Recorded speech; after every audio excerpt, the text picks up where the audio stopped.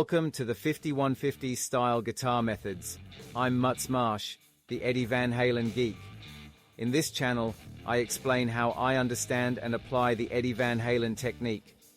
My guitar brain is 95% Eddie Van Halen. That's why I call my guitar style the 5150 style, after Eddie. I have an overwhelming number of research notes on Eddie Van Halen on the shelves in my room. It's safe to say that these notes represent my deep love for Eddie Van Halen. My role here is to turn all of that into videos and share them with the world.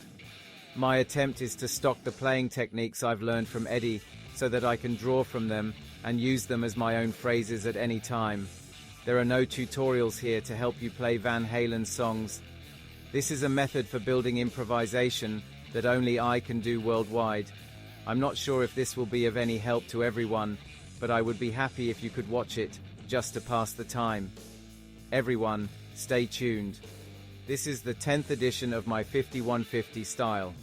This is a very geeky channel that focuses only on Eddie Van Halen techniques, but thanks to all of you who watch it, I am somehow able to keep it going. I can't thank you enough. Thank you very much. I want to continue this series from now on. To do that, I need your support. Your channel subscriptions and high ratings are my greatest motivation. Please continue to support me. This time I'd like to do a comprehensive review of the scales covered from 5150 style number 1 through number 9. Again, Eddie's basis is the pentatonic scale. Let's talk about the 5th fret pentatonic used in the A blues approach as an example. First, let's talk about the basic form. The blues is basically approached using both major and minor pentatonic scales. Eddie uses this blues approach in his loud rock music. Therefore, those who want to adopt Eddie's technique need to have a little background in blues. A blues background will contribute to a deeper understanding of the Eddie technique. Now let's diagram the pentatonic of each major and minor. The A major pentatonic scale in the 2nd fret position is exactly the same as the F sharp minor pentatonic scale. The pentatonic scale in the 5th fret position, which I always use in my explanations, is the A minor pentatonic scale. Although they are 4th frets apart, they have exactly the same form. For example, if a phrase played on the 5th fret is shifted to the 2nd fret, the two will have different tastes.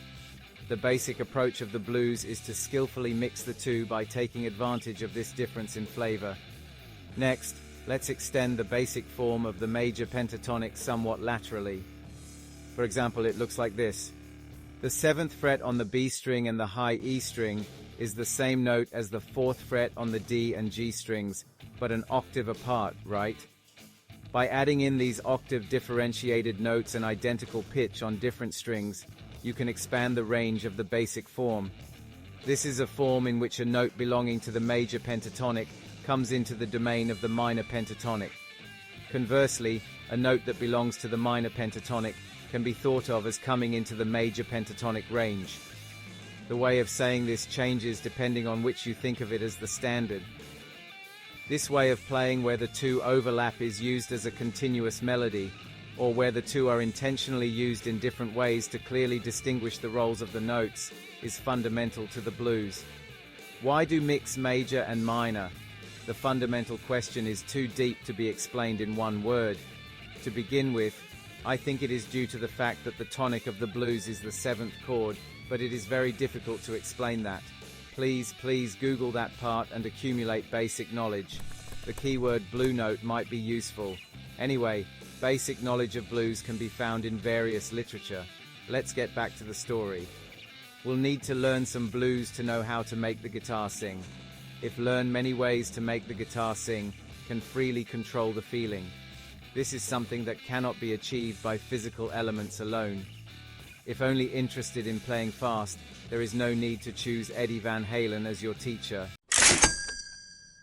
For example, can be in major pentatonic position and play the 5th fret of the G string, which belongs to minor, or can be in minor pentatonic position and play the 6th fret of the G string, which belongs to the major. When both are mixed together, even a single note has a strong blues feel. In addition to the major-minor intersections, other notes may be chosen that belong to neither. Whichever note is used, it is best if it can be used with a clear intention of how you want to control the feeling. Next, recall the House of Pain scale discussed in number 6. Let's take this House of Pain scale with the 14th fret as the tonic and shift it to the A blues position, or 5th fret. At this point, it is easy to understand if we consider the A minor pentatonic as a foundation. It is like adding a 4th fret note to the 5th fret, a minor pentatonic. Yes, the green dot is the added note. The pentatonic form and the House of Pain scale should be memorized as a set. Both can be used in the same way. For reference, the 4th fret on the 5th string is for major blues, and the 3rd fret for minor keys will keep the key in tune. For major blues, both the 4th fret and 3rd fret on the 5th string are valid, so use them according to your mood. Almost never play the tonic on the E string when run up this scale, but be aware of the tonic's position. But why this scale form? Is it a pentatonic scale in the first place? There are several possibilities. Before get to the final discussion, let's look back at the scale explained in number 7. Remember the phrase played in the 1984 Eddie Van Halen rehearsal jam video? Eddie sometimes uses outnotes, but I think you can interpret it as basically an A Dorian-based scale. In the 1984 Eddie Van Halen rehearsal jam video, Eddie used his own scale form, but if we were to represent the notes he uses in the basic form that we often find in theory books, it would look like this diagram. The A Dorian scale consists of the same notes as the G major scale. For example, consider the A minor chord being played.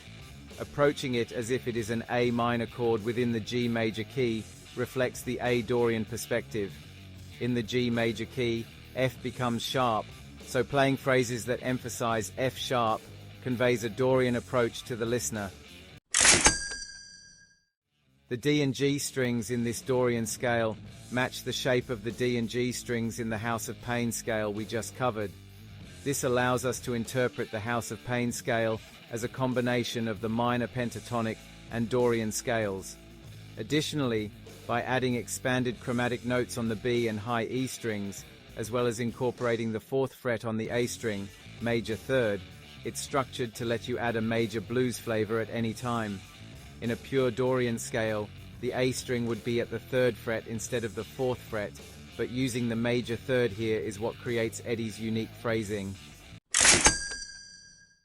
Similarly, a different perspective can be taken by viewing it as a different key.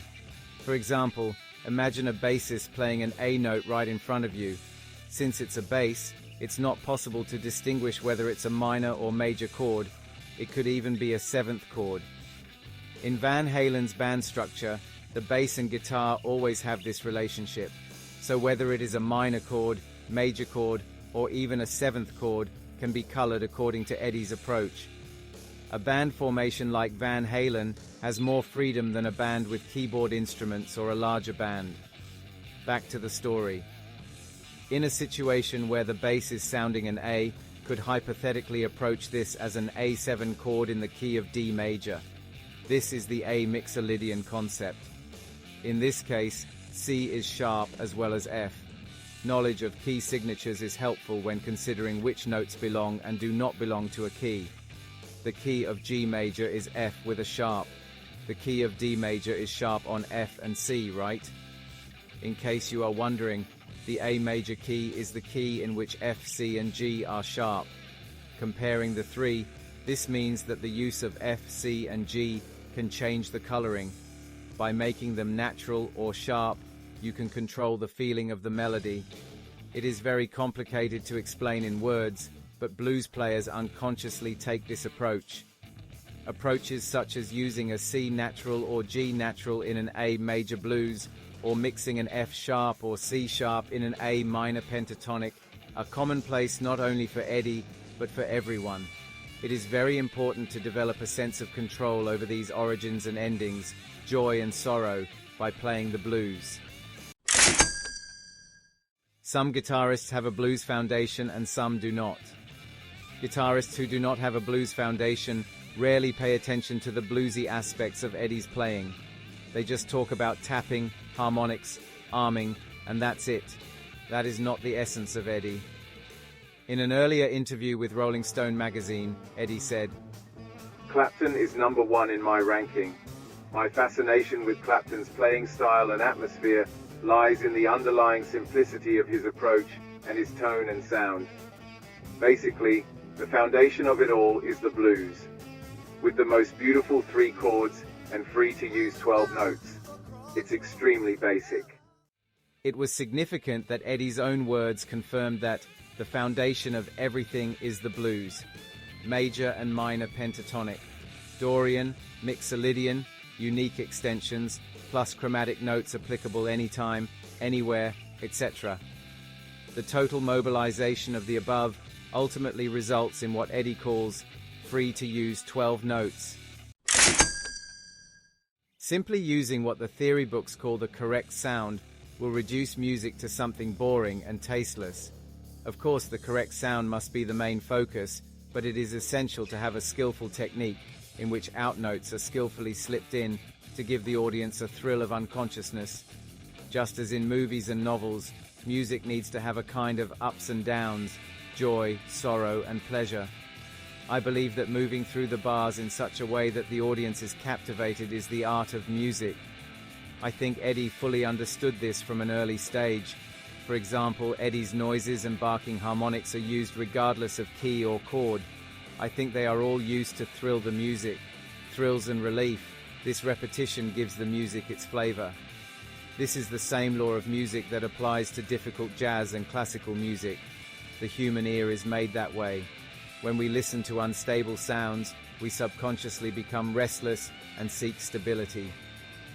Music is an art form that skillfully appeals to this psychology.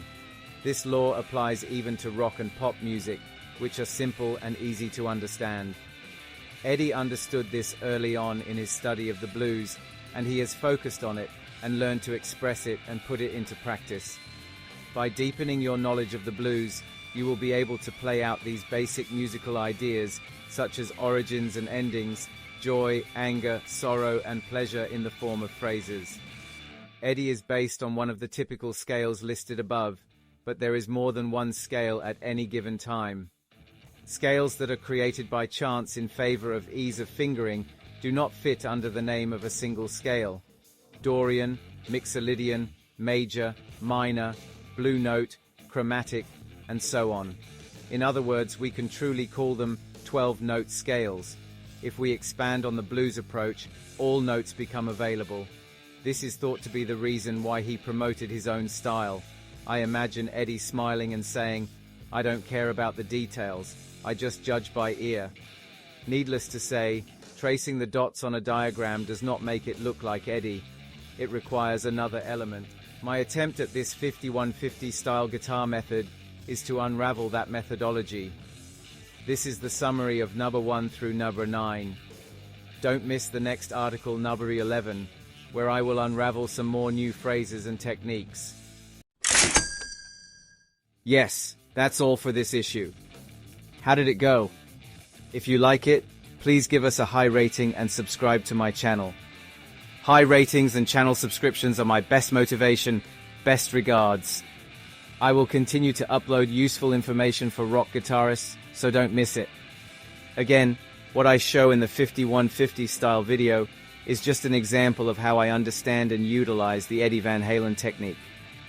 There are 10 different interpretations of the technique for every 10 people, so it's up to you how you use what you learn. It may sound contradictory to say this when I am in the position of posting videos on YouTube, but to be clear, the most important part of music and guitar cannot be learned from YouTube videos. It is important to be willing to use your ears to learn and to be generous with your time. It is very important to feel the nuance and feeling with your ears. Even if it is wrong, it is very important to spend time thinking, how is it played? And try this and that, and it is very important to spend that time. There are no shortcuts. That is why I want you to spend as much time as you can with the notes. That's what I think. The watchword is keep on rocking, right? See you soon. Bye-bye.